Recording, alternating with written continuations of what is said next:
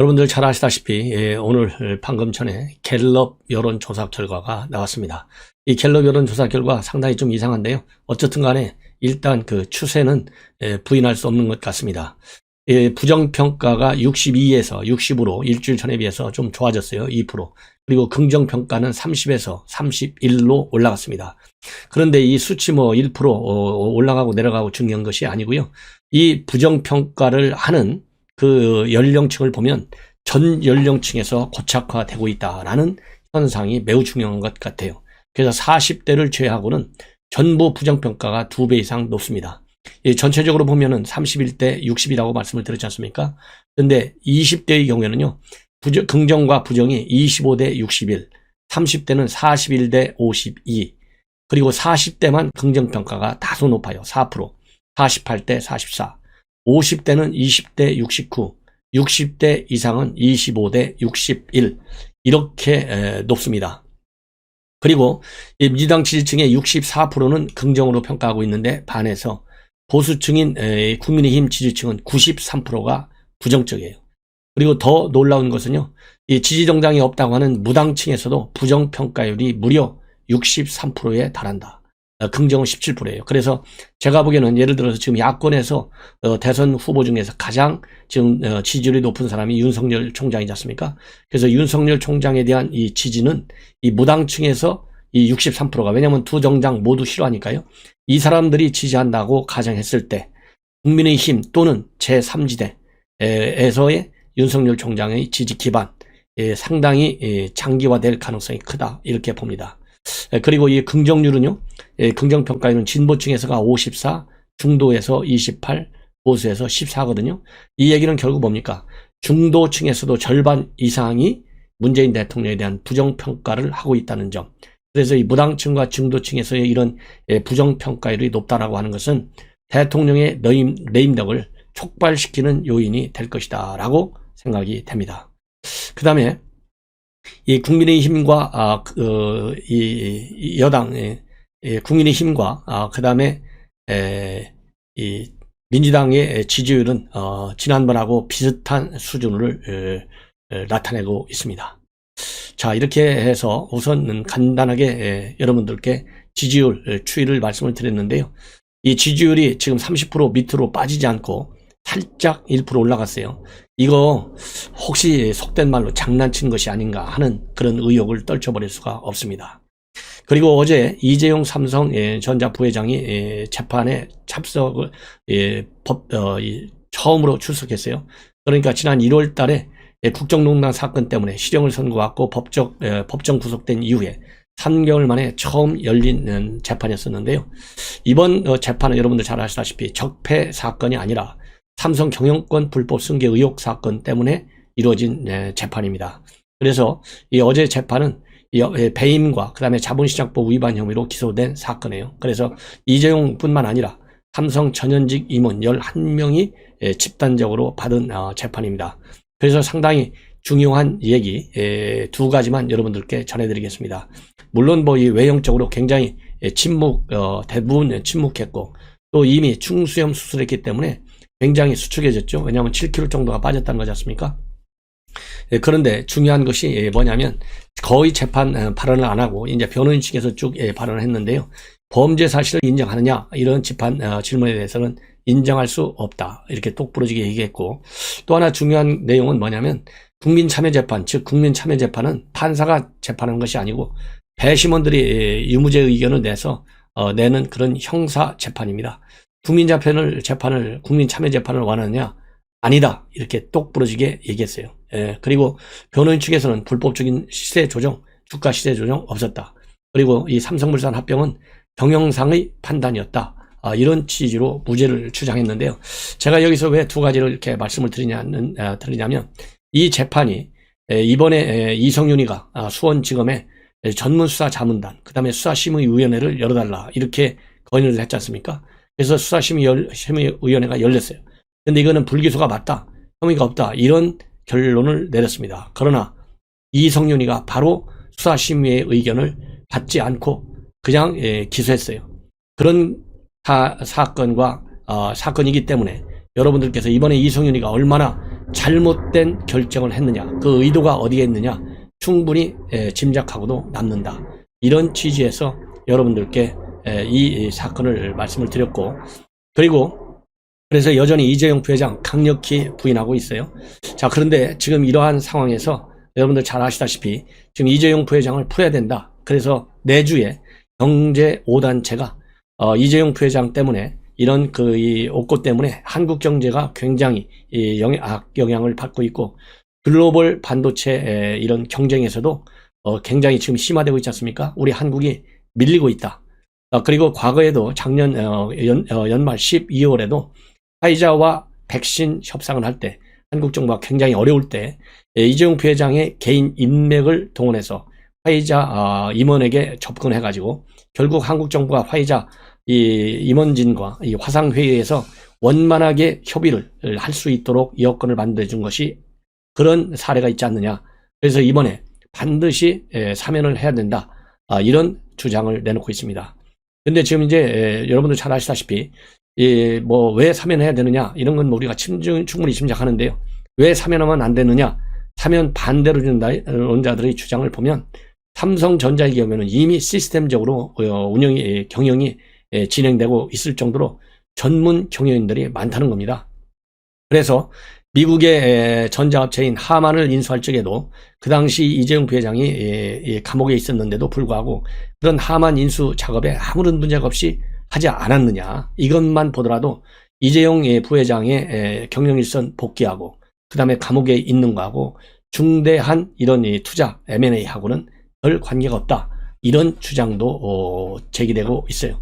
그러나 이제는 제가 보기에는요, 큰 틀에서 결정해야 된다. 지금 이 큰 틀은 이 코로나 바이러스로 인해서 세계적인 경제가 지금 위축되고 또 위기 국면에 있다는 거 하나, 특히 반도체가 이제는 단순한 경제 분야가 산업이 아니라 안보 차원에서 다루고 있다는 바이든 행정부의 이런 시각, 이런 것들도 우리 대한민국 반도체가 가지고 있는 영향이 크기 때문에 이런 큰 틀에서 봐야지 나무만을 봐서는 안 된다. 이런 생각이 들어요.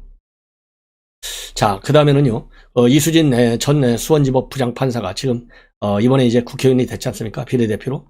그런데 국회의원이 될 때 이 사법농단 사건과 관련해서 피해를 봤다. 그런 상징성 때문에 비례대표로 영입이 됐어요. 근데 문제는 뭐냐?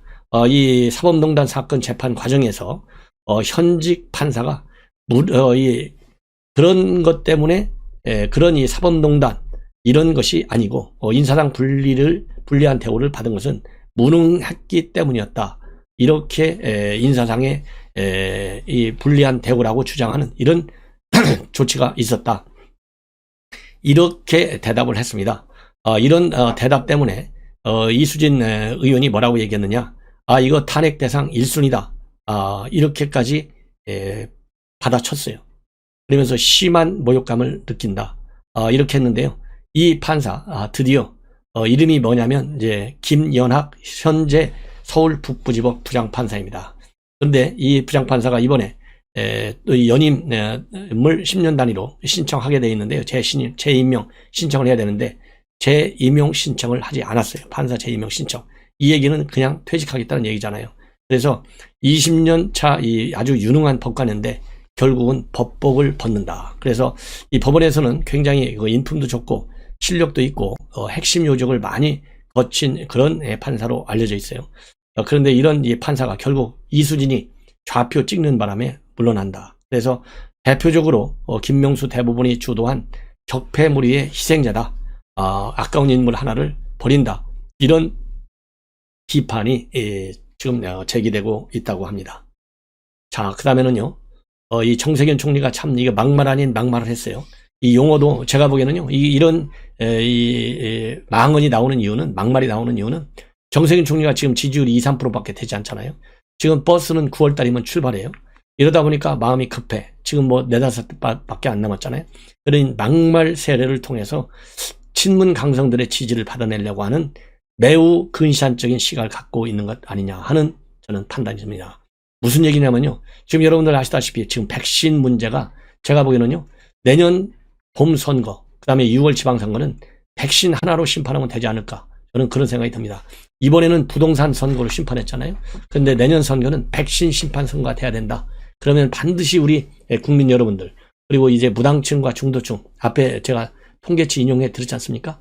그런 것처럼 심판 선거의 승리가 예견될 수 있다. 이런 생각이 들어요. 이러다 보니까 굉장히 급해요.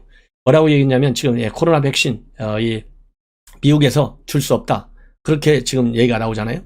바이든 대통령이 직접 그렇게 얘기했어요. 미국도 지금 백신이 부족하다. 왜냐하면 미국 내에서는요, 현재 파이자하고 그 다음에 모더나 이 두 회사의 백신을 지금 6억 회분 도스로 따지면요. 그러니까 2번 접종한다고 치면은 한 3억 명한테 줄 수 있고 3번 접종한다고 치면은 한 2억 명한테 줄 수 있어요. 그럼 미국 인구가 3억 3천이잖아요. 그러니까 집단 면역을 현재 미국이 보유하고 있는 6억 도스, 6억 회분 갖고서도 충분해요. 6억 명이 아닙니다. 6억 회분입니다. 예. 그래서 6억 회분을 가지고 있는데, 그럼에도 불구하고 이 미국 정부는 일단 자국민 우선이다. 그러나 여유가 있으면 어떤 순서로 주느냐? 우선은 인접국. 이미 멕시코하고 캐나다에 400만 이 명분을 줬지 않습니까? 400만 명분. 예, 그래서 인접국에 먼저 주고 그 다음에는 동맹국에 준다. 쿼드한테 주는데 쿼드 4개국, 그러니까 미국을 빼면 3개국이죠. 인도, 일본, 호주. 그 다음에 동맹국한테 주는데 지금 한국 동맹을 지금 2류, 3류, 4류로 보고 있잖아요. 그러니까 한국에는 올 게 없어요. 그러다 보니까 이거 백신 수합 물 건너갔다. 이런 얘기가 이제 기정사실로 나오고 있잖아요. 이런 상황에서 뭐라고 했느냐? 깡패라, 이런 용어를 썼어요. 깡패. 자, 깡패, 정세균 총리가 그래도 점잖은 분 아니겠습니까? 그런데 이런 점잖은 총리의 입에서, 그리고 뭐 총리를 옷을 벗은 지 지금 1년이 됐어요. 2년이 됐어요. 한 달도 안 됐어요. 그런데 깡패라고 그랬어요. 깡패. 이런 용어를 써서까지 미국을 욕한다? 미국 내 분위기가 지금 그러지 않아도 문재인 대통령 미국 오지 말라는 분위기가 있다는 거 아니에요? 그래서 한미 정상회담이 물 건너갔다. 이런 지금 보도가 나오고 있는 상황에서 깡패들이나 하는 짓이야. 이 백신 우리한테 안 주는 거는. 이렇게까지 평한 거. 그것도 공개적으로 말이죠. 언론 매체를 통해서. 이거는 참 큰 문제가 있고, 이런 분이 동맹국의 제2인자 총리를 했다. 그리고 차기 대선에 나온다. 이거 해외 교포들이 아마 들고 일어날 것 같아요. 그러면 직접적으로 뭐라고 얘기했냐면 이 화이자나 모더나 이런 백신과 관련해 가지고 수출을 제한할 수 있다. 미국에서 그런 입장을 내놓은 거, 이런 거에 대한 이 우려가 있는데, 여기에 대해서 뭐라고 얘기했냐면 우리와 계약된 게 있고 납품하겠다는 약속도 있다. 미국이 금수 조치를 취하면 그걸 가로채는 거나 마찬가지 아닌가. 그런 건 깡패들이나 하는 짓이다. 그러면서 백신은 미국민만이 아닌 세계인을 위한 것이다. 계약을 재짜했는데 미국이 그걸 가로챈다면 우리는 구경만 하고 있다. 미리 외교적 노력과 필요한 조치를 할 것이다. 이렇게 얘기했는데요. 이건 지금 정세균 총리가 전혀 엉뚱한 대답을 하고 있어요. 정세균 뭐라고 왜 그러냐? 우리한테 계약을 한 거를 바이든이 주지 말라고 한 게 아니에요. 지금 백신 수합하라고 하는 것은 미국이 남는 백신, 미국이 여유가 있는 백신을 우리하고 맞바꾸자는 얘기예요. 우리 반도체하고. 이게 백신 수합의 내용이에요. 계약한 것을 너 계약 파기해. 이게 아니에요. 미국이 자본주의 국가인데 시장주의를 굉장히 강조하는 나라인데, 이 개인 기업 간에 미국 정부와 한국 정부가 계약한 게 아니고 미국 기업하고 한국 정부가 계약한 걸 갖다가 미국 정부가 나서 하지 마라. 그렇게 무식한 정권은 아니다. 이 대목에서는 정세균 총리가 굉장히 무식한 수준을 우리 국민들한테 그대로 드러내는 것이 아니냐 하는 그런 평가를 비판을 받을 것 같습니다. 그 다음에요, 이 서른 오래간만에 조금 그럴듯하게 얘기를 했어요. 이 문재인 대통령이 다음 대통령한테 짐을 주지 않으려고 하기 때문에 대통령 사면을 결정할 것이다. 물론 이것은 개인 생각이고 여론을 추이를 봐야 할 것이다. 이렇게 사족은 달았습니다. 사족은 달았어요. 그러나 지금 현재 사면할 가능성을 시사한 것은 여러분들 아시다시피 서른 친문입니다. 핵심이에요. 실세예요. 그러면 청와대 안에서 돌아가는 얘기, 민주당 안에서 돌아가는 얘기, 내부적으로는 사면을 결정해놓고 친문 강성들의 입장, 여론을 보려고 슬쩍 에드벌룬을 띄운 것이 아닌가 하는 생각이 듭니다. 그리고 윤호중 원내대표가 이 서울 현충원 방명록에 피해자 님께 죄송하다 해서 오거돈 이 시장 피해자가 난리가 났지 않습니까? 내가 왜 순국선이라고 같은 자리에서 피해자라 같은 사람이냐, 굉장히 반발했어요. 그래서 이거와 관련해서는 또 한 번 죄송하다는 얘기를 해야 된다, 이렇게 얘기를 하고 있습니다. 자, 그래서 제가 보기에는요, 지금 이제 오래간만에 좀 그럴듯한 얘기를 했는데, 이 사면에 관해서는 분명하게 조조익선이다, 저는 그런 말씀을 드리고 싶습니다. 지금 국민의힘 초선 의원들을 중심으로 해서 사면이니 탄핵이니 말로 하지 마라, 이런 분위기가 있는데요, 이것은 매우 근시안적인 그런 생각이다. 큰 숲을 보고 정치를 해야지 왜 나무만 보고 정치를 하느냐. 사면이라는 것은 시스템 안에 들어와 있는 이 조치예요. 이 시스템 안에 있는 조치를 전직 대통령한테 잘잘못이 어디가 있든 그보다 더 악죄를 저지른 사람도 사면하잖아요. 옛날에 어떻게 됐든지 간에 DJ 사형 선고까지 받았어요. 그럼에도 불구하고 사면했습니다. 예. 그때 일체 왜 사면하느냐 마느냐, 무슨 탄핵의 강을 걷느냐 안 걷느냐, 이런 논란이 일체 없었습니다. 그렇기 때문에 두 전직 대통령 동시에 감옥에 보낸 이 문재인 정권의 비도덕성, 그 다음에 이런 것은 잔인성은 아마도 기네스북에 남고도 남아요. 올리고도 남아요. 그렇기 때문에 이 사면 문제는 조조익선이라고 하는 것이 저의 생각입니다. 시청자 여러분, 이것으로 방송을 마치고요, 또 이어서 중요한 뉴스로 여러분들을 모시겠습니다. 시청자 여러분들의 많은 성원